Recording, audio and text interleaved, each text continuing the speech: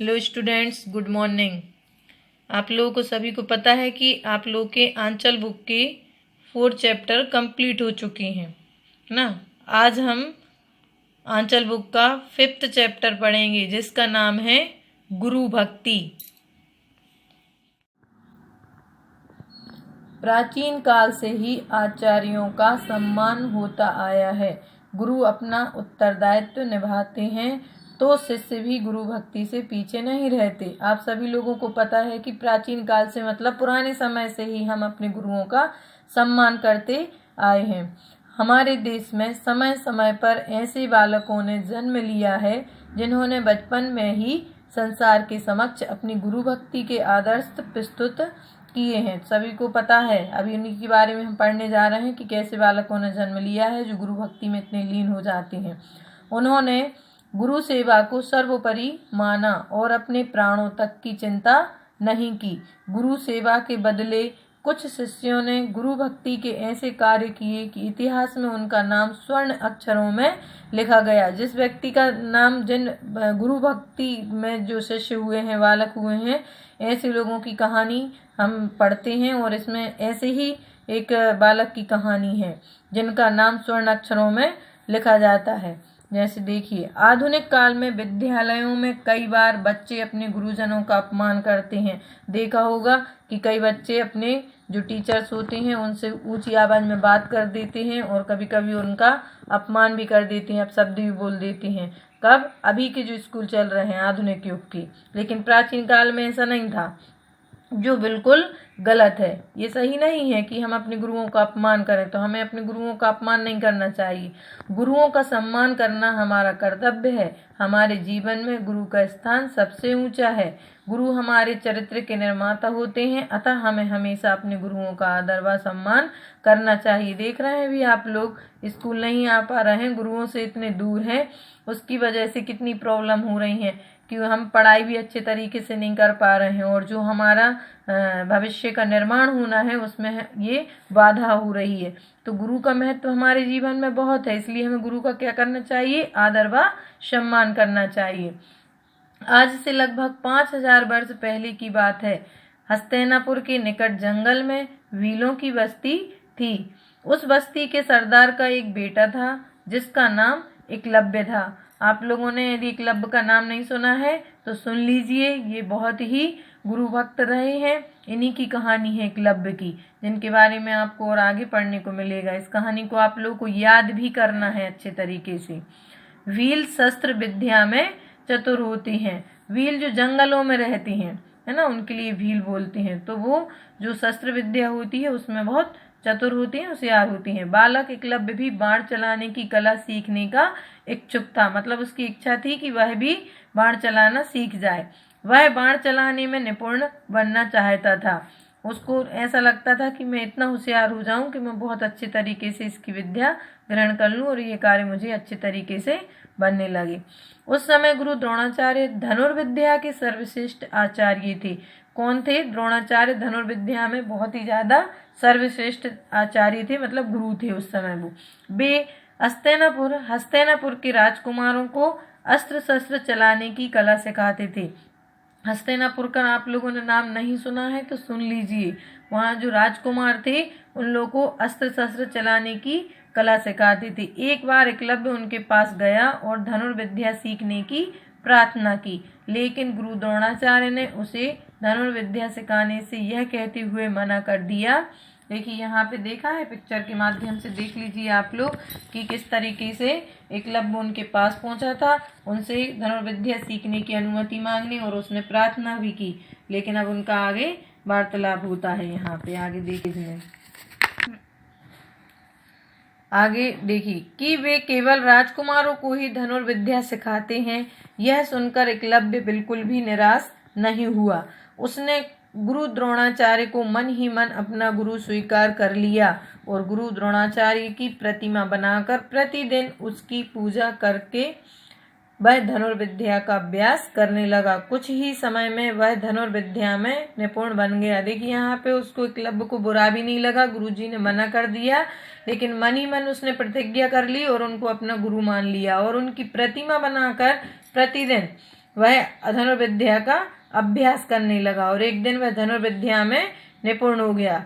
एक बार गुरु द्रोणाचार्य कौरवों व पांडव राजकुमारों के साथ वन भ्रमण कर रहे थे। इतने में एक कुत्ता वहां आया जिसका मुंह बाणों से भरा हुआ था, लेकिन उसके मुंह पर एक भी घाव नहीं था। यह देखकर सभी राजकुमार अचंभित हुए। जो पांडवों को और कौरवों के लिए जो द्रोणाचार्य शिक्षा दे रहे थे, तो वे एक जंगल में वन में भ्रमण करने निकले और वहीं पर एक उनको कुत्ता दिखाई दिया और उसका मुंह बाणों से भरा हुआ था। तो इस सब चीज देख को वो लोग अचंभित हो गए। अर्जुन ने गुरुजी से कहा, आपने तो मुझे विश्व का सर्वश्रेष्ठ धनुर्धर होने का आशीर्वाद दिया है, लेकिन गुरुजी यह धनुर्धारी कौन है जिसने इस प्रकार कुत्ते का मुंह बाणों से भर दिया।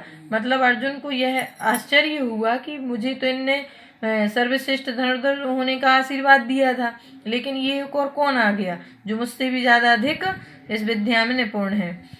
तब द्रोणाचार्य ने उन्हें आगे चलने को कहा। सभी राजकुमार घूमते फिरते वहां पहुंच गए जहां एकलव्य गुरु की प्रतिमा के सामने धनुर्विद्या का अभ्यास कर रहा था। गुरु द्रोणाचार्य एकलव्य के पास पहुंचे और उसका परिचय पूछा। एकलव्य ने गुरु को नमस्कार किया और अपना परिचय दिया। गुरु के यह पूछने पर कि उसने धनुर्विद्या किससे सीखी, तो उसने मूर्ति की ओर इशारा करके कहा, आपसे। जब आपने मुझे शिक्षा देना स्वीकार नहीं किया, तब मैंने आपकी प्रतिमा बनाकर उसके सामने धनुर्विद्या का अभ्यास प्रारंभ कर दिया। मैं अब तक इस विद्या का लगातार अभ्यास कर रहा हूँ। तो यहाँ आपको समझ में आया कि उसने प्रतिमा बनाकर धनुर्विद्या में वह निपुण हो गया। और कई बच्चे ऐसे होते हैं कि उनके सामने गुरु भी खड़ा रहता है, पढ़ाते भी रहते हैं, तब भी नहीं पढ़ते। लेकिन एकलव्य एक ऐसा बालक था जिसको गुरु ने मना कर दिया धनुर्विद्या सिखाने से। उसके बाद उसने तब भी उन्हीं को, गुरु को अपना आदर्श बना के उनकी प्रतिमा स्थापित करके और धनुर्विद्या का अभ्यास करना प्रारंभ किया और वह धनुर्विद्या में निपुण हो गया। देखिए यहाँ पर इनका पिक्चर के माध्यम से बताया गया है कि किस तरीके से वह अपना परिचय दे रहा है। जो एकलव्य बालक खड़ा हुआ है और ये यहाँ पर गुरु द्रोणाचार्य हैं। इन दोनों की यहाँ पर बातचीत चल रही है। ये एक दूसरे से पूछ रहे हैं कि यह तुमने कैसे सीखा। तो यहाँ पर एकलव्य बता रहे हैं द्रोणाचार्य के लिए कि हमने किस तरीके से धनुर्विद्या ग्रहण की है।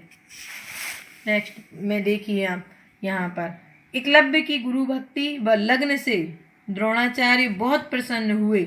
मतलब द्रोणाचार्य यहाँ पर प्रसन्न हो गए कि उसने इतनी लगन से यह कार्य सीखा। गुरु ने एकलव्य से गुरु दक्षिणा मांगी।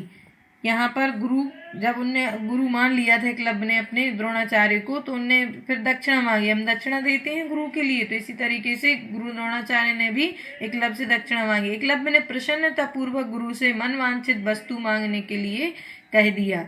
गुरु द्रोणाचार्य ने एकलव्य से दाहिने हाथ का अंगूठा दक्षिणा में मांगा। तो यहाँ गुरु द्रोणाचार्य जो थे उनने एकलव्य से कौन से हाथ का अंगूठा दक्षिणा में मांग लिया? दाहिने हाथ का। दाहिने हाथ मतलब सीधे हाथ का। एकलव्य ने यह जानते हुए भी कि इसके बाद वह कभी भी धनुष नहीं चला सकेगा। एकलव्य को यह जानता था एकलव्य कि उसका दाहिना हाथ ही काम करता है और मैं यह गुरु दक्षिणा में दे रहा हूँ और वह कभी भी धनुष नहीं चला सकेगा। उसके बाद भी उन्होंने अपना अंगूठा दान में दिया। तुरंत अपने दाहिने हाथ का अंगूठा काटकर गुरुजी को भेंट कर दिया।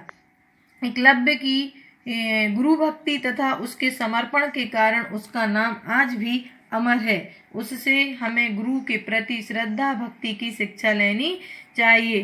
तो इस कहानी से हमें यह शिक्षा लेनी चाहिए कि गुरु भक्ति मतलब हम गुरु के प्रति कितने समर्पित हैं। जिस तरीके से यहाँ से एकलव्य की कहानी आप लोगों ने सुनी और समझी कि उनने तो प्रतिमा बना के उससे शिक्षा ग्रहण की थी, तब भी वो गुरुजी ने जो गुरु दक्षिणा में मांगा दाहिने हाथ का अंगूठा, एकलव्य ने बड़ी प्रसन्नता पूर्वक अपने हाथ का अंगूठा तक काट के दे दिया। तो इस कहानी से हमें यही शिक्षा मिलती है कि हमें गुरुओं का सम्मान करना चाहिए। जो भी गुरु हमें शिक्षा देते हैं वह हमारे गुरु हैं और हमें उनका आदर सम्मान करना चाहिए। उनका कभी भी निरादर नहीं करना चाहिए। यदि निरादर करते हैं तो जो विद्या आपने सीखी है हो सकता है कि उसका प्रभाव आपके ऊपर से कम हो जाए। इसलिए सबको गुरुओं का आदर करना चाहिए। सम्मान करना चाहिए।